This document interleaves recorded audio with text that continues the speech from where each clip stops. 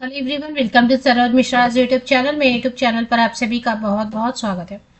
अगर आप 10th पास हैं, मिनिमम कम से कम अगर आपने 10वीं पास कर लिया है तो बम्पर भर्ती आ रही है।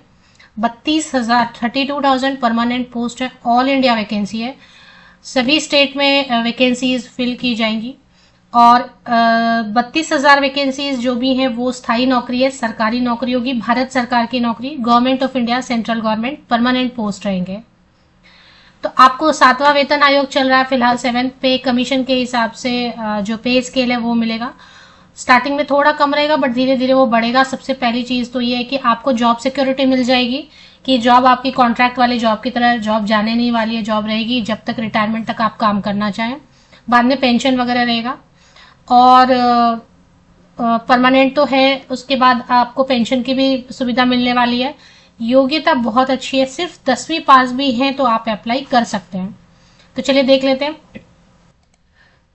तो रेलवे रिक्रूटमेंट बोर्ड की तरफ से एक एडवर्टीजमेंट शॉर्ट नोटिफिकेशन रिलीज हुई थी, उसकी क्वालिफिकेशन आज जारी कर दी गई है। अगर आपको ध्यान होगा तो पहले मैं आपको वो शॉर्ट नोटिफिकेशन याद दिला दूं और उसके बाद बात करेंगे क्वालिफिकेशन की। ये आज क्वालिफिकेशन की डिटेल जारी हुई है जिसमें 2 जनवरी की डेट से देखें। गवर्नमेंट ऑफ इंडिया भारत सरकार, मिनिस्ट्री ऑफ रेलवे रेल मंत्रालय रेलवे बोर्ड की तरफ से 2 जनवरी 2025 को 2 जनवरी 2025 को। तो इसमें 32,000 वैकेंसीज 23 जनवरी से आवेदन शुरू होंगे। 32,000 वैकेंसीज अप्रॉक्स है। इसके लिए योग्यता निर्धारित की गई है। Minimum educational qualification for recruitment from open market in level 1। तो लेवल 1 की वैकेंसीज आ रही है 32,000। ऑनलाइन एप्लीकेशन शुरू हो रहा है 23 या 21 जनवरी से। देख लेते हैं कब से शुरू होने वाले हैं।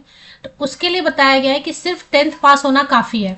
पहले ऐसा लग रहा था कि 10th पास के साथ में शायद आईटीआई लेंगे या अप्रेंटिसशिप लेंगे, लेकिन ऐसा नहीं है। 10th पास के बेसिस पर भी आप अप्लाई कर पाएंगे उन 32,000 वैकेंसीज के लिए। तो जिनके पास आईटीआई वगैरह कुछ भी नहीं है, सिर्फ 10वीं पास है, वो एलिजिबिलिटी क्राइटेरिया वगैरह के लिए मेरे वीडियोस चेक करते रहे। जैसे ही नोटिफिकेशन आ जाएगी तो डिटेल्ड वाली, तो एग्जाम पैटर्न क्या है, कैसे सिलेक्शन होगा, वो सारी डिटेल आपको वीडियो में मेरे मिलेंगे मेरे चैनल पर। तो 10वीं पास है तो काफ़ी है इन पोस्ट के लिए, इन वैकेंसीज के लिए अप्लाई करने के लिए। किसी भी स्टेट से आप अप्लाई कर सकते हैं। 10वीं पास के बाद अगर आपने आईटीआई किया है तो भी अप्लाई कर पाएंगे। अगर आपने अप्रेंटिसशिप वगैरह सर्टिफिकेट 1 ईयर वाला होता है ना, कई जगह से, सॉरी कुछ टाइम के लिए होता है ना, नेशनल अप्रेंटिसशिप सर्टिफिकेट आपको मिला हुआ है, तो उस बेसिस पे भी आप अप्लाई कर पाएंगे। तो या तो 10वीं पास है तब भी अप्लाई कर सकते हैं, या फिर सिर्फ आपने 10वीं पास के बाद आईटीआई भी कर लिया है तब भी आप अप्लाई कर सकते हैं, या फिर अप्रेंटिसशिप भी कर लिया है, एनएसी सर्टिफिकेट है तो भी आप अप्लाई कर सकते हैं। तो ये जो है ना क्वालिफिकेशन क्लियर हो गया। कौन सी एडवर्टीजमेंट की बात करें, एक बार एडवर्टीजमेंट भी देख लेंगे। तो ये government of India ministry of railway railway recruitment board की तरफ से ये नोटिफिकेशन लेवल 1 7 सीपीसी है ना। ये एडवर्टीजमेंट पहले ही आई थी ना, जिसमें लिखा हुआ है कि ऑनलाइन एप्लीकेशन 23 जनवरी 23 जनवरी से शुरू हो जाएगा। 22 फरवरी 22 फरवरी तक आवेदन कर सकते हैं। और इसमें 18,000 का बेसिक पे रहेगा। ये बेसिक पे, इस पे अलाउंसेस वगैरह ऐड होंगे तो 34,35,000 37,000 तक बनेगा। 7 सीपीसी के हिसाब से लेवल 1 की भर्ती रेलवे रिक्रूटमेंट बोर्ड निकालने जा रही है। 18 से 36 वर्ष तक के कैंडिडेट, 18 से 36, ये जो 36 लिखा हुआ है अपर एज लिमिट, ऊपरी आयु सीमा, ये जनरल कैंडिडेट्स के लिए। अगर आप ST SC OBC non creamy layer और पीडब्ल्यूडी कैंडिडेट हैं तो और भी एज में रिलैक्सेशन ऊपरी आयु सीमा में मिलने वाली है। तो 36 साल तक, और ये अपॉर्चुनिटी आपको बार बार नहीं मिलेगी क्योंकि पहले तो रेलवे की तरफ से फिर भर्ती आने वाली है या नहीं है उसका कोई पता नहीं है। कब आएंगे नेक्स्ट वैकेंसीज वो भी पता नहीं। और जब नेक्स्ट वैकेंसी आएगी तो ये एज लिमिट आपको देखने को नहीं मिलेगा, 36 साल नहीं रहेगा। इस बार दे रहे हैं क्योंकि काफी समय के बाद इन्होंने एडवर्टीजमेंट रिलीज करने का सोचा है। तो टोटल 32,000 वैकेंसीज बढ़ भी सकती है। अभी रेलवे की जितनी भी भर्तियां आई है ना उसमें 32,000 लिखा है, मतलब जो भी पोस्ट उन्होंने शुरू में लिखा है सब में पोस्ट नंबर और पोस्ट बढ़ाया है। सभी में जितने भी अभी इस साल रिक्रूटमेंट आए 2024 में, सब में पोस्ट बाद में बढ़ा दिया गया। तो अब हो सकता है ये 32,000 अभी है, बाद में ये 42,000 भी कर दे, 45,000 भी कर दे वैकेंसीज। तो ये बम्पर वैकेंसी है। 10वीं पास है कम से कम तो आप अप्लाई कर सकते हैं। आप 12th पास है तो भी अप्लाई करें, ग्रेजुएट है तो भी अप्लाई करें। लेवल 1 पर है तो थोड़ी सैलरी शुरू में तो कम रहने वाली है। मोड ऑफ एग्जाम सीबीटी के एग्जाम होगा, एग्जाम फीस वगैरह दिया हुआ है, शॉर्ट नोटिफिकेशन है, डिटेल्ड एडवर्टीजमेंट और जारी होने वाले।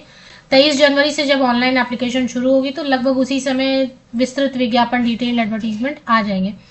तो 500 रुपीज फीस है, जिसमें कि अगर आप CBT exam computer based exam बैठ जाते हैं, अपियर हो जाते हैं एग्जाम में, तो आपको 400 रुपीज जो है ना माइनस करके लौटा, मतलब 400 आपको लौटा देंगे।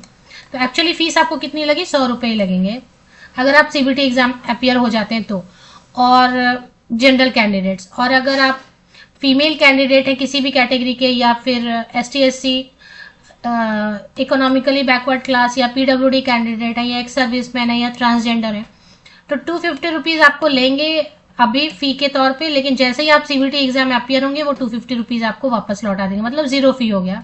अभी तो लेंगे, लेकिन एग्जाम अपियर होने के बाद जैसे आप जिस मोड से आप अप्लाई करेंगे तो फी पेमेंट करेंगे जिस मोड से, उसी मोड से आपको लौटा देंगे। रिक्रूटमेंट प्रोसेस वगैरह में वही रहता है, एक तो ऑनलाइन एग्जाम रहेगा और उसके बाद इंटरव्यू वगैरह जो भी रहेगा। तो ये अभी नोटिफिकेशन आई हुई थी, इसी के क्वालिफिकेशन को क्लियर किया है कि 10वीं पास भी है तो भी आप अप्लाई कर सकते हैं। तो 10th पास है, बम्पर वैकेंसी आ चुकी है। 23 जनवरी से ऑनलाइन एप्लीकेशन शुरू होंगे। उसके पहले डिटेल्स मैं फिर से कवर कर दूंगी कि क्या क्या एग्जाम में पूछने वाले हैं, सिलेबस कैसे रहने वाला है, पैटर्न क्या रहने वाला है, कितने मार्क्स से कितना क्वेश्चन क्या आने वाला है वगैरह, सब चीजें मैं जो है ना वीडियो बना के क्लियर करने वाली हूँ। तो RRBs के कई सारे वेबसाइट है, एक ही नहीं है। जैसे कि अभी आप देखेंगे कि किसी ऑर्गेनाइजेशन का एक ही वेबसाइट होता है, वहीं पे अपडेट आती है। यहाँ पर ऐसा कुछ नहीं है, ये आप स्क्रीनशॉट ले सकते हैं। अगर इसमें से इस लिस्ट में अहमदाबाद, अजमेर, बेंगलोर, भोपाल, भुवनेश्वर, बिलासपुर, चंडीगढ़, चेन्नई, गोरखपुर, गुवाहाटी, कोलकाता, मुंबई, पटना, प्रयागराज, रांची, सिकंदराबाद, इन सब के अलग अलग अपने रेलवे रिक्रूटमेंट बोर्ड के अलग अलग अपने वेबसाइट है। इन सब पे अपडेट आएगी, सब पर अपडेट आएगी। और जो वैकेंसी है ना उसको जोन वाइज डिस्ट्रीब्यूट करेंगे कि इस जोन में इतनी वैकेंसी है, उस जोन में इतनी वैकेंसी है। तो ये जोनल लेवल पर वैकेंसी जो है ना बटेंगे, और आपको हर वेबसाइट पर अपडेट मिलेगी। तो एक ही वेबसाइट नहीं है इनकी, यहाँ पर जितने लिस्ट दी हुए आप स्क्रीनशॉट ले लें, इन सब पे आप रेगुलर बेसिस पर चेक करते रह सकते हो।